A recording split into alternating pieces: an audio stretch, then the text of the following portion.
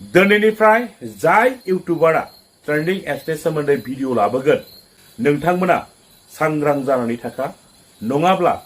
नोंथाङा जेलनि ओंखाम मोनजानो हागौ। खुलुमबाय, आं बे समाव मोननैसो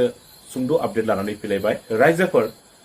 जोङो बयबो मिथिखायो नङा होमबा, थांनाय साननैसो आगोलाव YBY होननाय मोनसे ट्रेन्डिं एप्सआ गोबां भाइरेल जादोंमोन आरो बे YBY एप्सजोंहाय सानैसो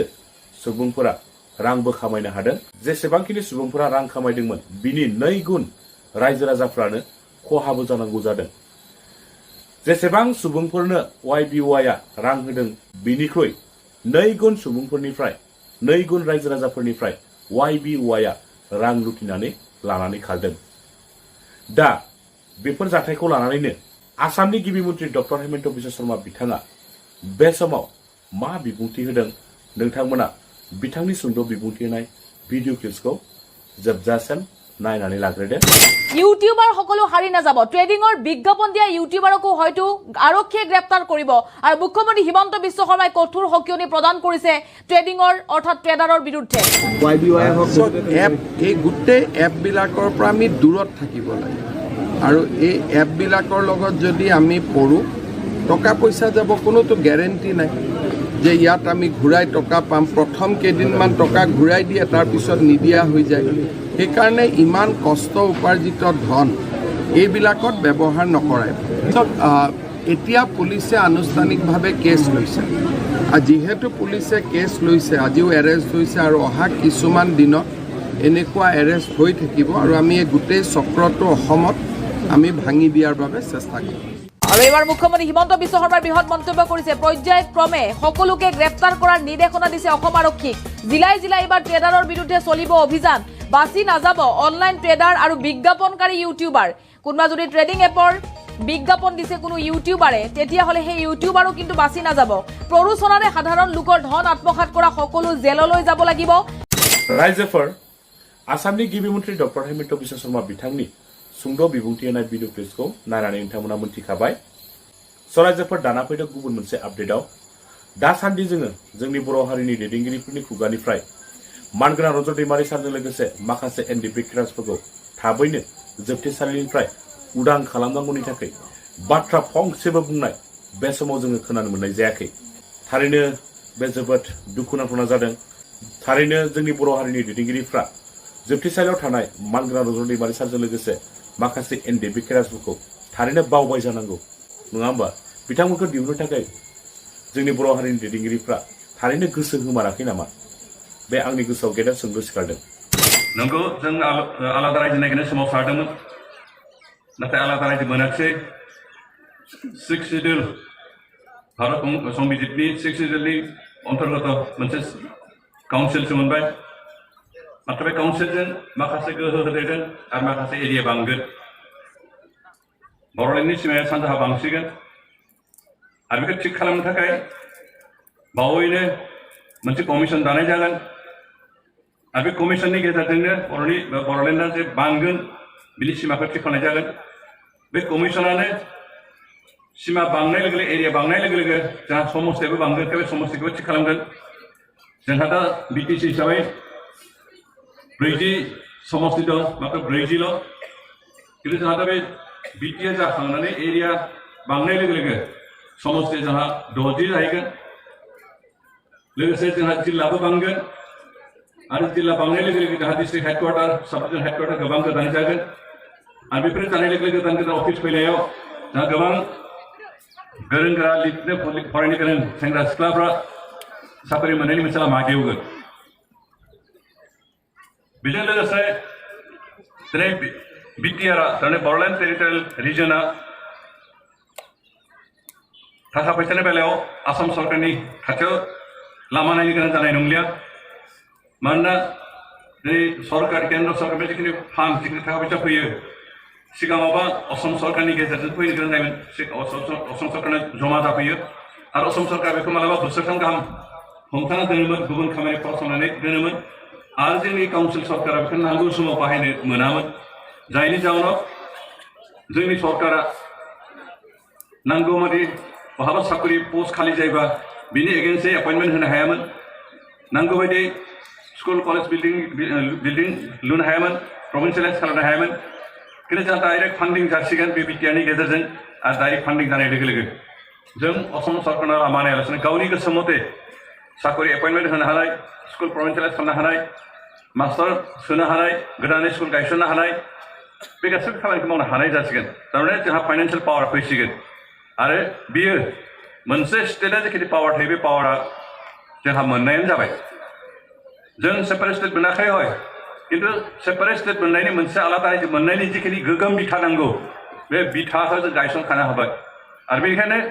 बे बिटिआरखौ जों 4-5 बोसोर सालायखांनायनि उनाव प्रयजन जायोबानो बेखौ फुल फेज स्टेट नांगौ होननानै बानायनो थाखाय जों एसेम्ब्लियाव पार्लियामेन्टआव दाबि खालामनो हानाय मोनसे लामा फैबाय आरो बे सुक्तिनि गेजेरजों दिनै बड'लेण्ड ओनसोलाव मोनसे गोजोन थासारि फैबाय बेनो जाबाय बे सुक्तिनि गेजेरजों एनडिएफनि जे मोनब्रै ग्रुप जानानै दंमोन बिथांमोना गासैबो बे सुक्तिनि गेजेरजों मोनसे गोदान बारहा सोमजिहोनो हाबाय सुक्ति खालामखांनानै हाथियारखौ सरकारनो गथायबाय आरो दिनै जोंनि गेजेराव जोंनि समाजाव जोंनि ओनसोलाव हाथियार गंसेबो गैलिया बड'लेण्ड ओनसोला मोनसे आर्म्स फ्रि अस्त्र मुक्त बेबायदि मोनसे ओनसोल जाबाय जोंनि बड'लेण्डआ दा बिटिआरआ सेपारेट स्टेट नङा किन्तु अब्लाबो जों दिनै मोनबा इउनिभार्सिटि मोनसिगोन जोंनि ओनसोलाव गंबा इउनिभार्सिटि जों मोनसिगोन गंसेया जोंहा दंखायो क'क्राझार बड'लेण्ड इउनिभार्सिटि किन्तु बे सुक्तिनि गेजेरजों जों सेन्ट्रेल इउनिभार्सिटि गंब्रै मोनगासिनो दं गंसेया उपेन्द्र ब्रह्म बिथांनि मुङाव मोनसे सेन्ट्रेल स्कुल जागोन मोनसे स्पर्ट्स इउनिभार्सिटि जागोन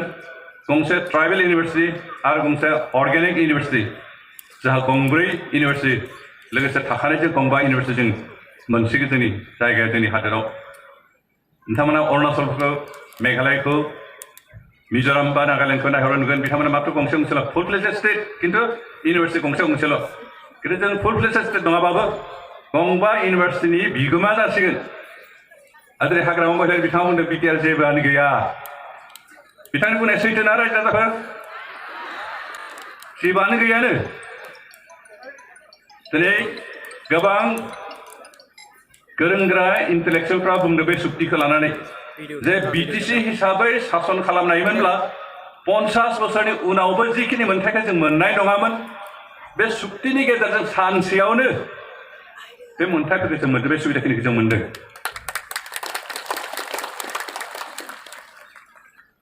बेनिखाय बे सुक्तियाव जेबो गैया होननाय बाथ्राया अनला ओंख्रिया आगान थायि नङा होमबा रायजोफोर सुक्तिखौ जों खालामबाय गोबां मोन्थायबो मोनबाय बेनो किन्तु थोजासेना रायजोफोर जों जिखिनि मोन्थाय मोनदों बेखौ इमप्लिमेन्ट खालामनांगोन खामानियाव बाहायनांगोन अब्लासो जों जौगागोन लिरबाय इउनिभार्सिटि लाबोनांगौ इउनिभार्सिटि गायसननांसिगोन किन्तु जों बेखौ गायसननो थाखाय जिखिनि खामानि बानांगौ सरकारजों जगाजग खालामनाय जिखिनि लाहार फाहार खालामनांगौ बेखौ मावनो रोङाबा बे सुक्तिया सुक्तिनि थागोन नोंथांमोननि खाथिनि रौमारियावनो मेडिकेल इन्स्टिटिउसन मोनसे जागोन दा बे सुक्तियाव लिरनाय दं किन्तु बेखौ जों मोजाङै सरकारजों नाजानानै अफिसियेलि नांनानै बेखौ गायसननायनि गासै खामानिखौ जों मावनो रोङाबा बे सुक्तिया सुक्तिनि जागोन बेनिखाय सुक्ति खालामनाया गिदिर बाथ्रा नङा किन्तु गिदिर बाथ्राया बेखौ इमप्लिमेन्ट खालामनायासो दा इमप्लिमेन्ट खालामनोबा बेखौ खामानि बाहायनोबा सरकार थारमाने बिटिआरखौ जाया सालायगोन बिथांमोनासो इमप्लिमेन्ट खालामनांगोन बेखौ खामानियाव बाहायनांगोन सोरबा सोरबा बेखौ एनडिएफनि केडारफोरनि रिहेबिलिटेसननि थाखाय 300 क्र'र होगोन बाहायगोन होननानै बुंखाबाय नाथाय बे 1500 क्र'रखौ एनडिएफनि केडारफोरनो रिहेबिलिटेसननि थाखाय हराखै एनडिएफनि केडारफोरनि रिहेबिलिटेसननि थाखाय एक्सट्रा केन्द्र सरकारा हरगोन बे 15 क्र'रनिफ्राय थाइसेबो एक फैसाबो बाहायनो मोना रिहेबिलिटेसनाव किन्तु दिनै सोरबा सोरबा 300 क्र'र एनडिएफनि केडारनि रिहेबिलिटेसन बाहायगोन होननानै जानायनि मतलब खालामना दोनखादों बेनिखायनो जों सांग्रां जानांगोन रायजोफोर आरो जिखिनि खेमता जों सिगाङाव डिसिएसपिखौ नियन्त्रण खालामनो हायामोन असम सरकार गावनि गोसो मथे सोरखौबा डिसिखौ जोंनि जायगायाव हरो सोरखौबा लाना थाङो गावसोरनि गोसो मथे खालामनो हायोमोन किन्तु एबार नैबे सुक्तिनि गेजेरजों जों डिसि आरो एसपिखौबो बिटिआरनि सिङाव बड'लेण्डनि सिङाव थानाय डिसिएसपिखौ कन्ट्रल खालामनो हानाय केपासिटिखौ मोनबाय अथरिटिखौ मोनबाय मानोना असम सरकारा गावनि गोसो मथे सोरखौबा हरदो सोरखौबा लांनो हाया बेबायदि खालामनो थाखाय बर'लेण्डनि सरकारजों बिथांमोना सावरायनानै बर'लेण्ड सरकारा जायखौ नांगौ होनना बुङो बेबायदि डिसि बा बेबायदि एसपिखौसो बिथांमोना बर'लेण्डआव एपइन्टमेन्ट हरनो हासिगोन लांनोबाबो बिटिसि एरियानि थारमाने बिटिआरनि जि सरकारखौ बे सरकारजों सावरायनानैसो ट्रेन्सफार खालामना लांनो हागोन बेनिखायनो जों डिसि आरो एसपिखौ बाहायनानै कन्ट्रल खालामनानै केपासिटि जोंहा फैबाय जोंहा हम पावार गैया ल' एन्ड अर्डार कन्ट्रल खालामनायनि अथरिटि गैया आसलते काउन्सिल सरकार फुल फ्लेजेड स्टेट हालसो जोङो जेरै दिल्लीया फुल फ्लेजेड स्टेट जानानैबो पुलिस प्रशासनखौ ल' एन्ड अर्डार सिटुएसनखौ कन्ट्रल खालामनो हानायनि अथरिटि गैया खिन्थु जों 6 सिटार काउन्सिल जानानैबो बे ल' एन्ड अर्डारखौ कन्ट्रल खालामनो अन्तत 20% अथरिटिखौ जों मोनबाय 50% मोनाखै 100% मोनाखै खिन्थु जों 20% अथरिटि एसपि डिसिफोरखौ कन्ट्रल खालामनो हानाय बेबायदि पावारखौ मोन्दों अथच जों 6 सिटार मोनसे सरकार बेखायनो जोंहा मा गैया जोंनि हाग्रामा महिलाफोरनि जेबोआनो गैया गनायानो बिटिआर बिथांनि बिमा बिफानि सम्पति नङा बे गनायनाय गनायथि जा जेबो खरस थानो गोनां गैया बिथाङा गनाया थाथों जों रायजोफ्राथ' गनायगोन आरो बिथाङा हाजार हाजार बर' रायजो राजाफोरनि जे सेक्रिफाइस बे सेक्रिफाइसखौ अपमान खालामनो